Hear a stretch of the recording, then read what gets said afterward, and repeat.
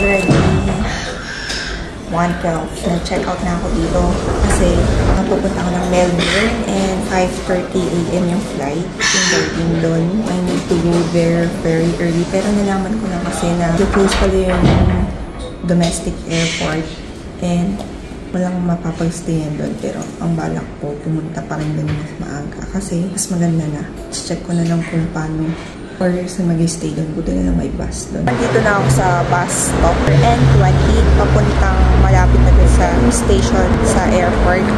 Pero bababa ka doon ng 17 minutes walk from there to airport. Okay na rin yan. Kasi ang hirap pala dito kapag maaga yung flight ng papuntang Melbourne, like 6, tapos yung boarding pass is nakalagay yung 5:30. Siyempre, di ba parang ano expect mo? Antayin mo yung train, yung open pa ng train, mga 4. Ay, yung nakita ko dun sa Trip View Live or Trip View. Nasa 4:55 pa yung opening.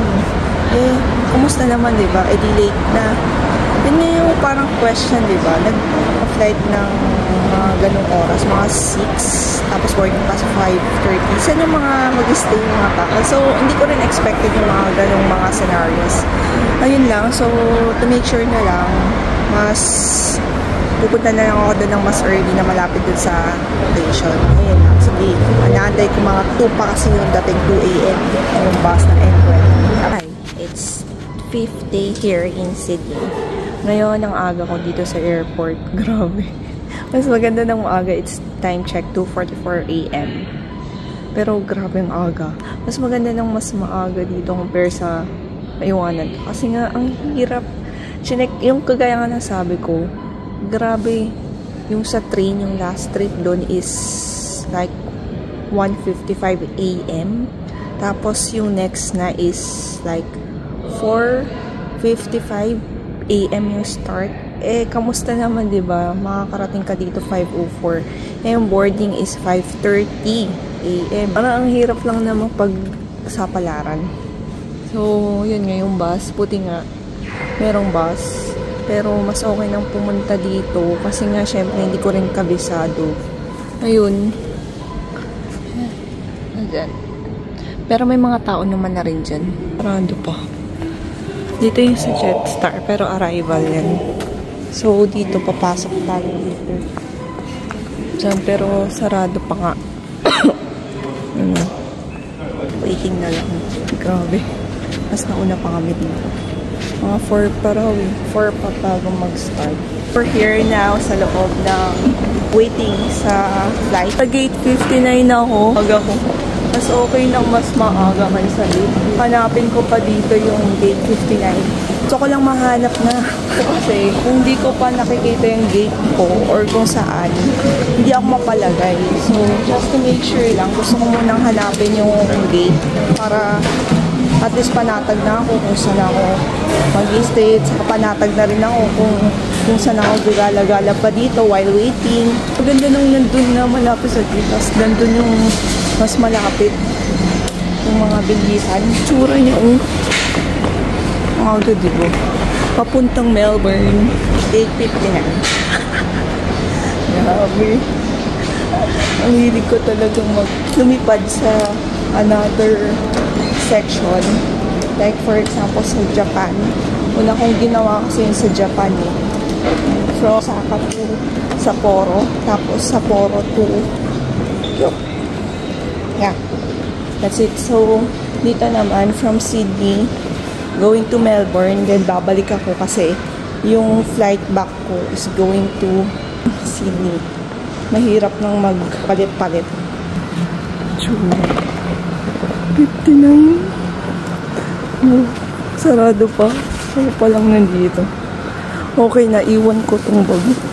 Mabilis lang actually. Buti hindi na ako pumila dun sa may rent ng boarding pass. Gate 15. May mga tao na kaya dun. Pero ito yung loob yung grabe, no? Sydney Domestic Airport. Sarado pa. Uy, naglalakad mag-isa dito. First time ko maka-experience ng walang tao dito. Wow, parang may zombie. Mamaya may susulpot na lang dyan na zombie. Tapos biglang tumakbo sa akin. As I walked down the empty hallway toward my gate at Sydney Airport, it was quiet, almost too quiet.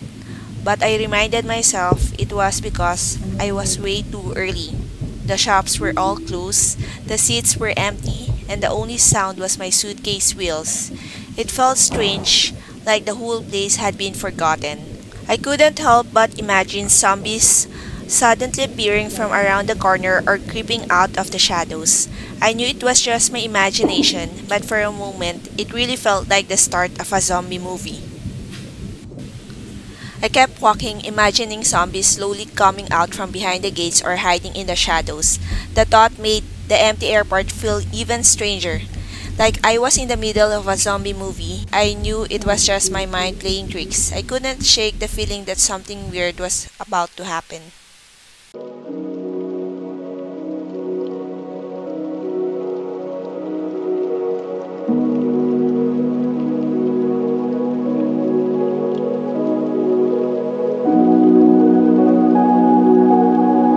May bigla-bigla na lang tatakbo. Zombie. Sa gandang dun ka na magstay. Para sure lang. Katawa-tawa mo. Grabe yun. Pala talaga mag-isa dito. JQ603. Departing at 6. Pero dapat nakalagay sa ticket boardings 5:30. Yan. Ito. Solo. Ito. Grabe yung itsura. Paano kapag may mga zombie dito? Try ko kaya yung coffee dito para ma-experience lang. Yan. Order muna ako ng coffee. So, orange is one. Naman mag-sindisin para ma-tikman ko naman yung coffee dito sa city. Hindi ko pa natitikman yun. Para lang ma-experience. Pero dito na sa airport. Kaya pang 5 pa naman. Nalit lang kinuha ko para sure lang. Dito na ako. Bumili muna ako ng coffee. Solar Origin. Masarap siya. Mocha. 4.90. Sarap naman. Solar Origin. Time check. It's 4:39. Waiting pa. Grabe, tagal pa.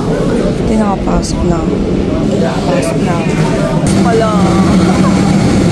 Tapos, dala-dala ko itong bag ko.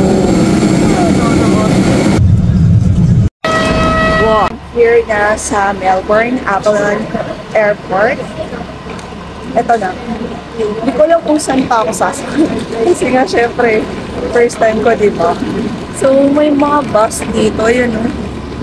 Yan, city bus. Hindi ko lang kung saan ako pupunta doon. Check ko na lang kung paano. Yun, no? Diba? Ang cute naman nito. Ang cute naman yun. Bus, there. I'm good. Good job. Thank you. You're going all the way to the city, yeah? Yeah. I got a special spot for you. Really? Business class. Oh, thank you. Okay. So here we are. Business. Book na siya sa Sky Bus. Dapat mag-book kayo online sa Klook. Yung Sky Bus na ng Melbourne. Pero syempre, pilitin niyo yung Melbourne. Hirap kasi na antayin pa yung another bus doon, yung public bus. Kasi may mga time. At least doon, nandito na kayo. Diba?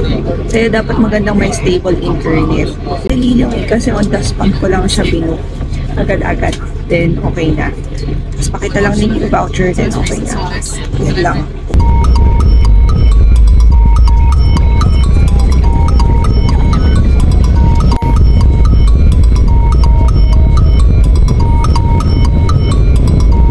Tayo sa last stop ng city bus. Ito na ako sa last stop ng Sky Bus. Ayan yun. Sky Bus. So ngayon, natin ko yung hostel. Lamig. Lamig dito. Wala masyadong katao-tao dito compared sa city. Na madami. Saka dito yung parang yung place dito parang ang luluwag. Luluwag na. Nakakatuwa. Welcome to Melbourne. Here now. Hanapin ko dito yung hostel. The Village Melbourne. Straight lang yung nakalagay dito. Pero nakakatawa, oh. Sa Australia, dalawang city na puntahan ko. Melbourne and Sydney. Pero babalik na ako sa Sydney. Melbourne. Ito, nakakatawa. Mamaya pa yung check-in time ko, mga 2 PM pa. Hindi ko naalala. Check-in time pa. Kala ko anytime okay na. Pero yun, iniwan ko muna yung maleta. Kasi syempre, ang hassle naman na lalabas-labas ako, dala ko yung maleta. Mura lang naman. $2 to AUD. So, equivalent ng mga 77 pesos. Not bad na, diba? Kaysa sa dala-dala. So, ang gagawin ko muna dito, magtutur-tour muna kung ano yung pwede kong gawin. Pero napansin ko dito, parang ang tahimik niya. Grabe. Check ko kasi sinabi raw dito is yung more on coffee. Coffee raw yung kilala dito. So, siguro, check ko muna. Coffee na itatry. Ito pala yung loob ng hostel. Diba? Yun know, may naglalaro. Diba? Since mamaya pa yung check-in sa hotel, dyan sa The Village Hotel, I decided go to Queen Victoria Market, 5 minutes away from my hostel.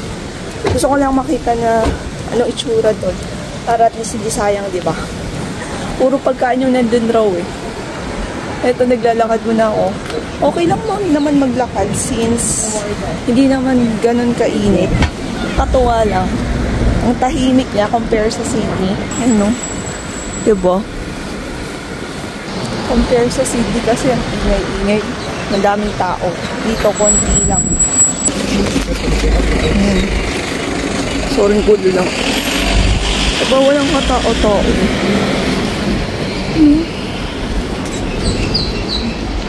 So, lakad lang. Tapos, iniwan ko muna yung luggage ko since syempre maglalakad-lakad at saka matagal pa naman yung 2 PM. Diba? Walang katao-tao talaga. Hindi ko alam kung ano to eh. Fashion. Talagang ganyan. Itsura niya. Fashion hub ba? Talagang nakakalat siya. Weird ah. Ano bang ganyan yun? Ayun o. Ito. Weird. Tapos ito naman, pet shop. Tingnan nyo kung hangin ko. Hangin. Pero malamig. Ito. Lamig-lamig niya. Queen Victoria Market. Mabilis lang siya, 5 minutes from my hostel. It's really accessible na kung gusto niyo pumunta. Mga shops yung mga nandito. Ayun, Queen Victoria Market. Diba? Finally made it to Queen Victoria Market. First time here and I have no idea where to start. As soon as you step in, it's just stall after stall. Clothes, shoes, bags, souvenirs, and more. It's like a treasure hunt. You don't know what you'll find until you explore.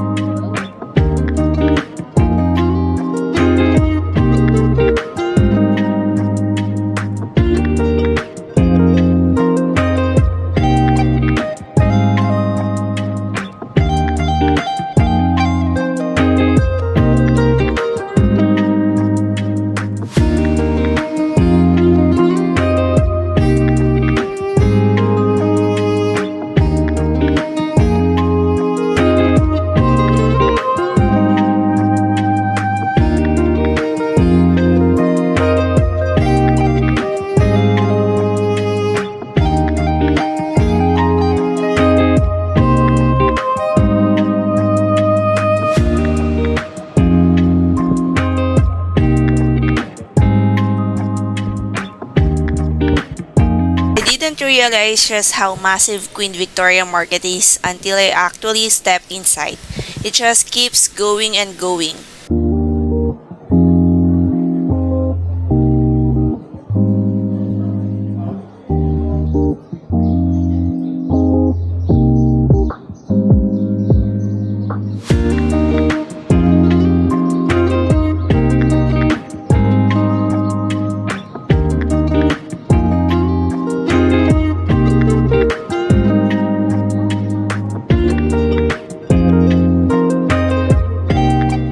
Bibili kayo ng pasalubong, meron dito sa Queen Victoria Market.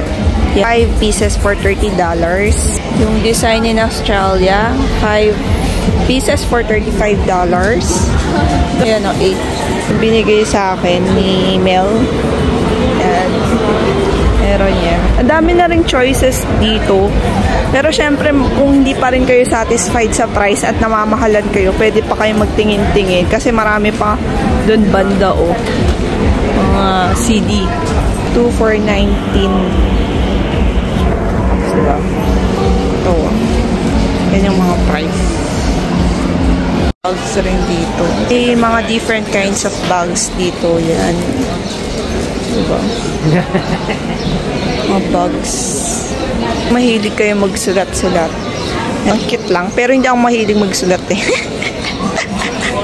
Yung mga ganyan, no? Kita rin ninyo, mag-design-design kayo kung ano yung gusto ninyo. Yan. Bahala kayo mag-design kung ano. Handmade journals. 1 for $19. 3 for $60.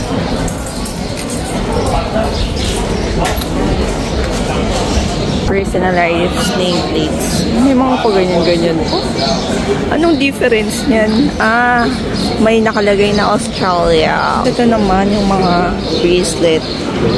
Mga ganyan, no? Ito mga earrings. Cute lang. Ganyan, no? Mga design. Pero I'm not into design. Gusto ko ng simple lang. Hindi ko rin naman kasi tumasusuot eh. And hindi naman malamig sa Pilipinas. Pero kung gusto nyo gamitin yan, okay lang. Kakaiba kayo. Diba? These are jackets. Pero hindi magagamit yan sa Pilipinas. Mga malalamig lang yan. Gusto nyo pang style, go ahead. Meron dito mga Indian, something na master. Yan. Ang kikit lang. Diba? Ang daming mga abubots.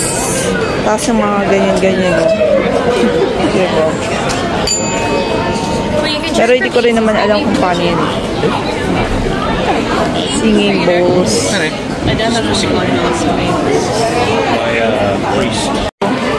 Parang mga pang-Indian quotes. Yak, yak, and yelp. Kapag magaganyan kayo, at least fashionista kayo sa Pilipinas. Diba, kakaiba? Suit kayo niyan. Shoes din dito. Ano? Sa Pilipinas, parang hirap naman na ano yun, suotin yun. Diba? Different kinds of shoes. Pero ginagamit lang yan pag sa malamig na weather. Tapos meron dito yung caricature. On the spot. Kung gusto nyo magkaroon ng ganito sa bahay, ang hirap labhan. Pero yan yun, no? Parang carpet. Tapos mga socks. Ang dami ka ng socks. Also rings here. Inay ko din. Cute rin siya, diba? 25 rings. Yan, no? Cute siya. For non-tarnished gorgeous rings. Mga earrings rin. Ang kikiyot. If you're really into earrings, then go for it. Ako, gusto ko rin ng earrings eh. Ayan. Cute lang.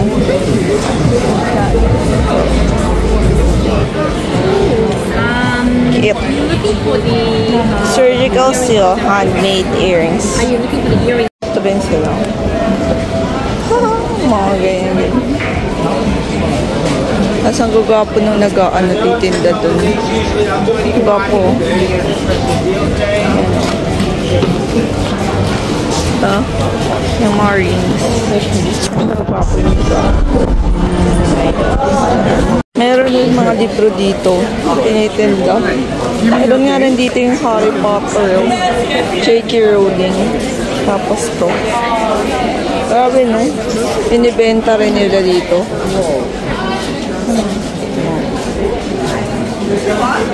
Children's books. King Kong. Lamp leader. Parking at books. Grabe, no? So I'm Ty, so his name is Channel. Ano, donut. Matry nga yan. Donuts. Kilala siya. Wow, haba ng pila, oh. Haba ng pila, grabe. Check ko nga pumila dito since wala naman ako nahabol. May Dutch pancakes rin dito. Pero parang na-curious ako dun sa donut. Kasi dami mo nakapila. Dutch pancakes. May sugar cane juice rin dito. Matry nga to. Sugar cane.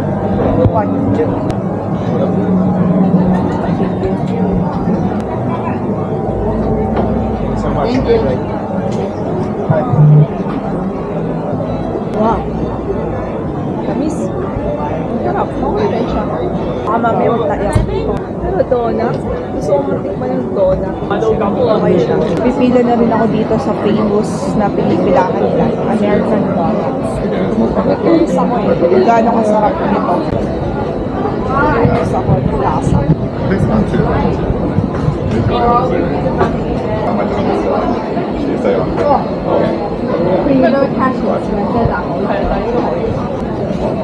Thank you. 5 pieces.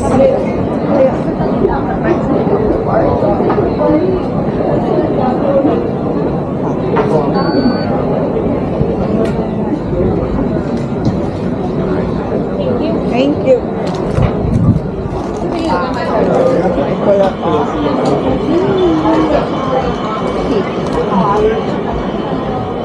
Try natin umupo kasi ang hirap tumayo dito. Diba? Minsan dito po dito. Grabe yung pila talaga dito. Hindi mo alam kung saan makakaano. Hanap tayo na pwedeng pwedeng kasi ang hirap tumayo. Meron ako dun. Ito sa drive ko natin.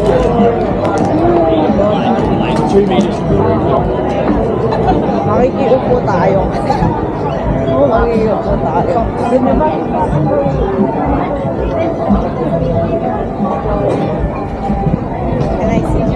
Pinipilahan nilang donut. Na-curious ako kung anong lasa nito. Ito, nakabili na ako ng donut. Isa kayo yung sugar cane. Ito na yung pang lunch ko kasi nakita ko na parang okay. So, ito yung sugar cane. American donut na pinipilahan. Na-curious ako kung anong lasa kasi ang daming pumipila dito. Kaya gusto ko rin matry. Pinilahan ko pero mabilis lang naman yung line doon. Mabilis lang naman maubos. Curious lang ako kung anong lasa. Wow. Ang sarap nga. Diba? Sarap. May tsura. Ang sarap. May laman siya sa loob. Yan. Sarap naman. Ayoko lang talaga yung may feeling eh. Okay sa yung donut na plain. Pero yung may feeling, hindi ako masyado sa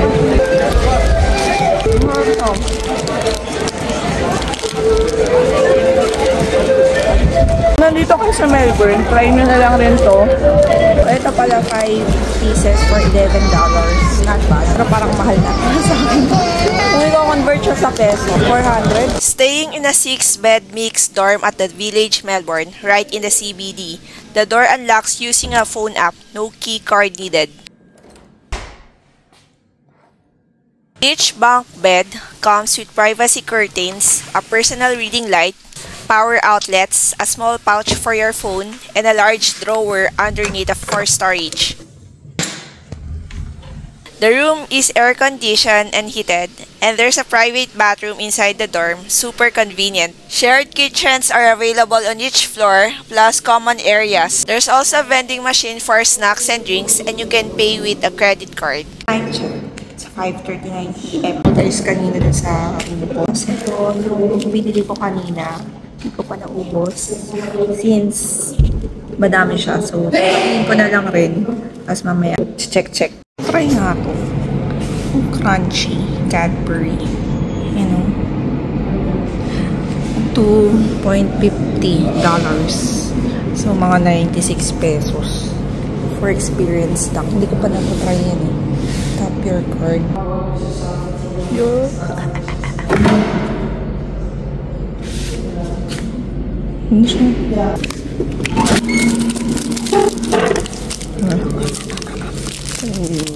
Crunchy vibration. I like song dito. Ayan o. Kami first time ko kasi nakakaya. Ayan o. Live song dito. Wow. Ano na yan? Ang kit-kit lang.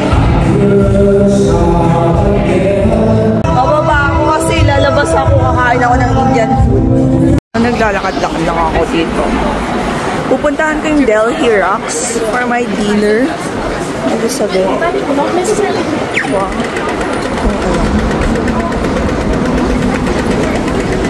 Delhi Rocks. Yan yung parang binawala ko. Pero parang ako doon. Hindi ko lang kung okay ba siya. Parang ako lang bukain. Nandito ako sa Delhi Rocks for the sake lang na matry ko yung Indian food. Ayan yung kain. Ito lang ko yung bibili. Dining. Recommendation. And one fun food. One fun food. One fun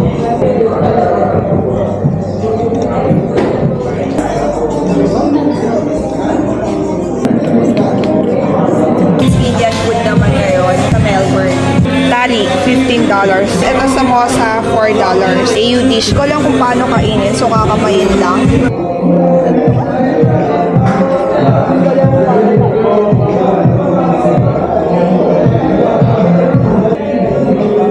Ko lang paano kainin.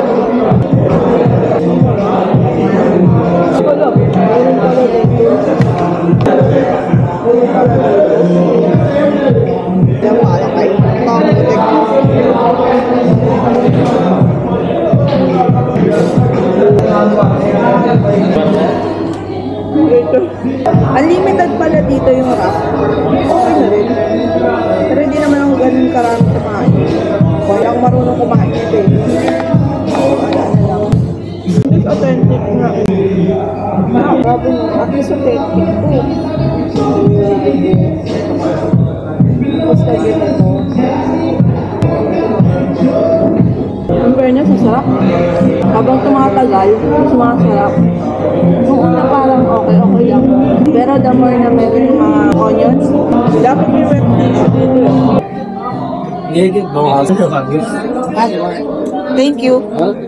Nagpag-ibig ko ulit ako. Another pita bread. Siyempre, ilang more time to.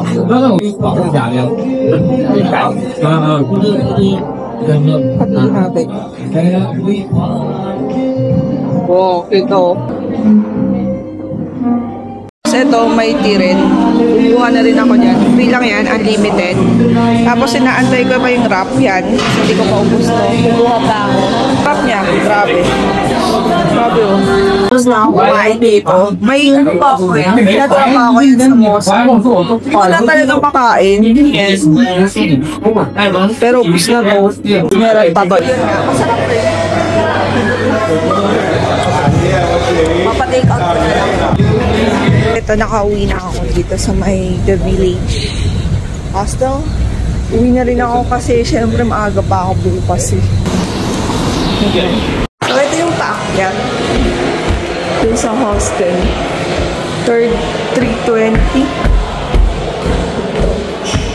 Ano dito? Hindi ko alam kung ano dito. 320.